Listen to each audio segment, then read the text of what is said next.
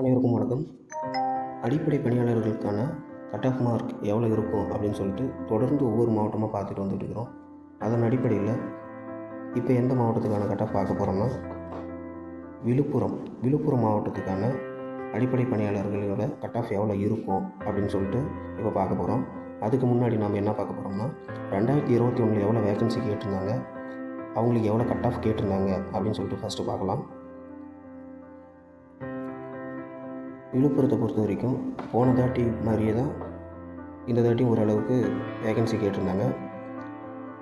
2021 எவ்வளோ வேகன்சி கேட்டிருந்தாங்கன்னா தூய்மை பணியாளர்களுக்கு வந்து மொத்த வேகன்சி வந்து 9 வேகன்சி கேட்டிருந்தாங்க. அடுத்து காவலர்களுக்கு வந்து 44 வேகன்சி கேட்டிருந்தாங்க. இரவு காவலர் மற்றும் மசாஜுக்கு வந்து போன தாட்டி எந்த ஒரு வேகன்சியும் கேட்கல. அடுத்து மசாஜுக்கு பார்த்திங்கன்னா போன தாட்டி 20 வேகன்சி கேட்டிருந்தாங்க. டோட்டலாக எவ்வளோ வேகன்சி கேட்டிருந்தாங்க 2021 பார்த்திங்கன்னா 2021 டோட்டலாக வந்து 73 வேகன்சி கேட்டிருந்தாங்க. இதுவே 2024 பார்த்திங்கன்னா 2024 வந்து மொத்தமாக வந்து 41 வேகன்சி கேட்டிருக்காங்க.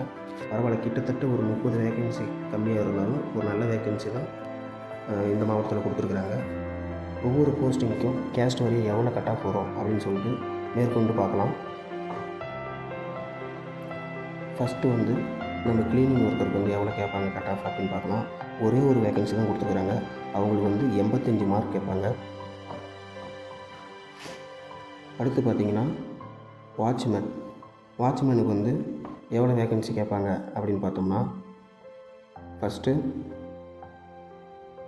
ஜென்ரலில் வந்து 92 மார்க்கும், ஜென்ரல் உமனுக்கு வந்து 84 மார்க்கும், அடுத்து ஜென்ரல் ப்ரியாரிட்டியில் வந்து 66 மார்க்கும், பிசியில் வந்து 55 மதிப்பெண், பிசி உமனுக்கு வந்து 50 மதிப்பெண், பிசி ப்ரியாரிட்டியில் வந்து 55 மதிப்பெண். அடுத்து வந்து நம்ம எம்பிசி டிசி அவங்களுக்கு எவ்வளோ மார்க் கேட்பாங்க அப்படின்னு பார்த்தீங்கன்னா 65 மதிப்பெண்.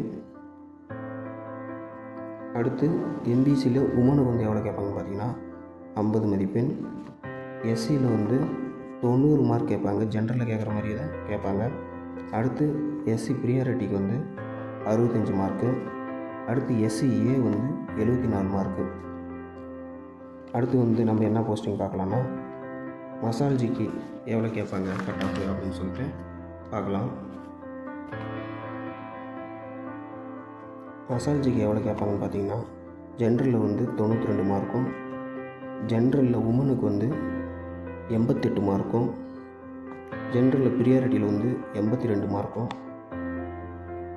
பிசியில் வந்து 68 மார்க்கும், பிசி ப்ரியாரிட்டி பிசி உமன் இவங்க 2 பேர்த்துக்கும் எவ்வளோ கேட்பாங்கன்னு பார்த்தீங்கன்னா இவங்க 2 பேர்த்துக்கும் 50 to 55 கேட்பாங்க. அடுத்து எம்பிசி டிசியில் வந்து 50 மார்க்கும், எம்பிசி உமனில் வந்து 65 மார்க்கும்,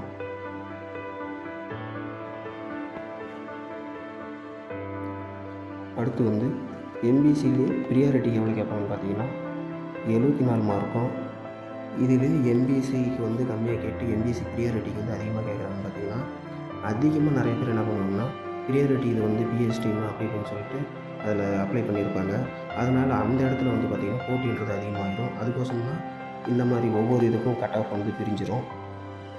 அடுத்து பார்த்திங்கன்னா எஸ்சிக்கு வந்து எவ்வளோ கேட்பாங்கன்னு பார்த்தீங்கன்னா 92 மார்க்கும், எஸ்சி உமனுக்கு வந்து 75 மார்க்கு, எஸ்சி ஏவுக்கு வந்து 70 மார்க்கு. இந்த மாதிரி தான் விழுப்புரம் மாவட்டத்துக்கான கட் ஆஃப் வந்து இருக்கும். அடுத்து நம்ம மேற்கொண்டு வெவ்வேறு மாவட்டத்துக்கான கட் ஆஃப் பார்க்க போகிறோம். தொடர்ந்து வீடியோ பாருங்கள். நன்றி, வணக்கம்.